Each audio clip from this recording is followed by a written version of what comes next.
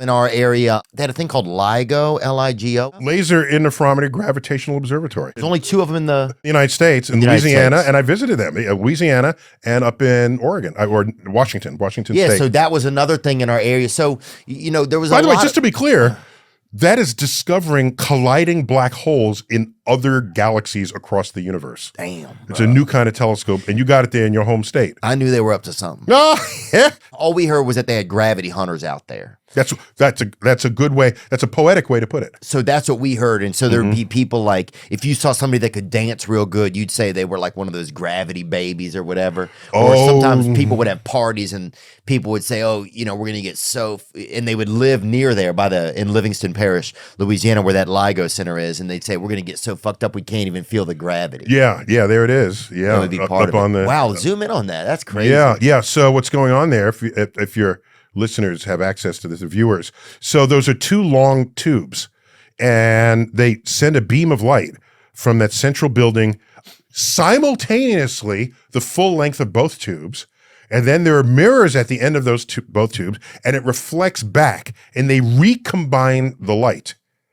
And if the light recombines perfectly, then nothing happened between those 2 reflections. But if a gravitational wave washes over Earth and goes through this facility, one of those beams will be slightly delayed compared to the other. They're doing that out there? And they can measure it. I know people that can't read out there. Oh, they delay. And so they're looking for a variation in a fraction of the diameter of a proton.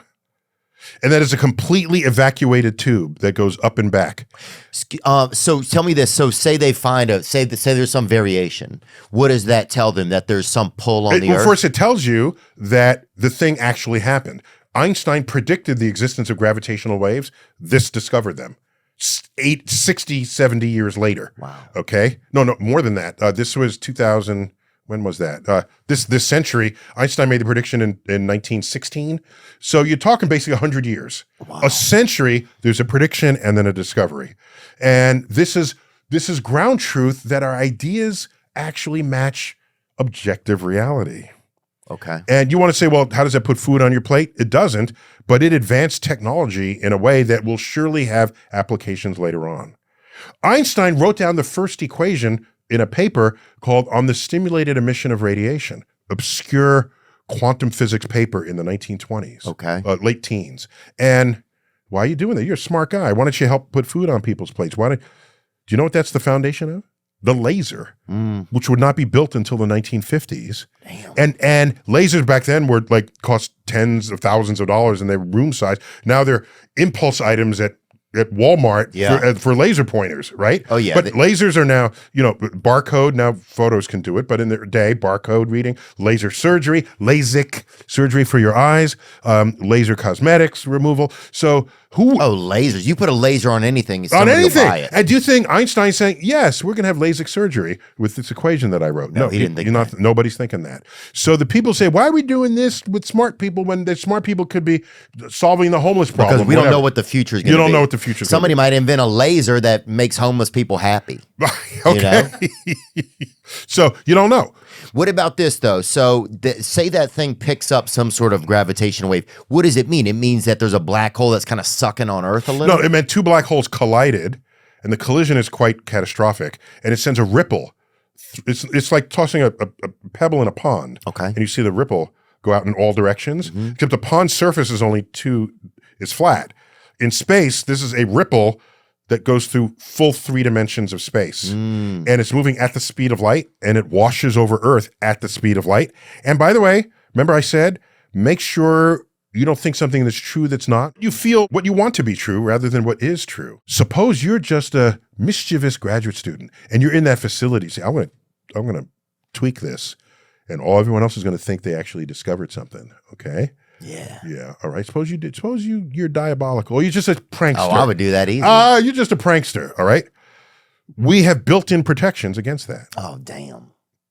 We have another one. They got a Ring camera or whatever? We have an entire other LIGO in Washington. Oh, making sure. Yes. Huh? Okay. So you would have to coordinate with another prankster to to do it at the exact moment, okay, whatever. Now, okay, they both made the measurement, but separated by a fraction of a second. Just what you'd expect. If the wave came from one direction, continues to wash over Earth, and goes across and comes out Seattle on the other side of the Earth. Okay? That 1,500 miles, whatever that distance is, it takes light time to do that. They were able to measure that precisely. It was good. In Louisiana, we had primate testing facility where they created the polio vaccine was in our town. So Tulane University Didn't know that. had Interesting. their primate testing facility in St. Tammany Parish, Louisiana. And I remember one time a bunch of the monkeys had gotten out, right? And they came and got us out of YMCA summer camp. The police did, the tallest kids, to help them. And so we're out there by like the monkeys are on the trees, and you got to reach for them, or how are you going to get them? The monkeys are just out. Yeah. And they wanted like a chain of people, I guess. Oh, okay. And so, by the way, when the monkeys get out, there's no. That's a scary fact, right? Oh, in hindsight, knowing now what I know about monkeys and chimpanzees, I think it was a bad idea. Oh, okay. But at the time, we didn't know. So, you know, it was a smaller town then. And so we're out there just wrangling chimps out by this Kenny Rogers Roasters. He used to have Kenny Rogers had a chicken establishment for a while, and they had like kind of rotisserie chicken. It's pretty good. Monkeys are running. I mean, look, The escape monkeys achieved consciousness and intelligence. I wouldn't be shocked, That's bro. some Planet of the Apes shit going on. I would not be shocked, dude. I've seen some people there that work at some of the gas stations, and they have a banana for lunch. I'll say that, dude. There's some interesting folks there. You know, chimpanzees peel the banana from the bottom. Do you know that? Really? Yeah. You know what my friend does? He breaks the banana in half. Like if it's unripe, yeah, that'll work. Yes, that's true. Otherwise, you got some mashed banana right there.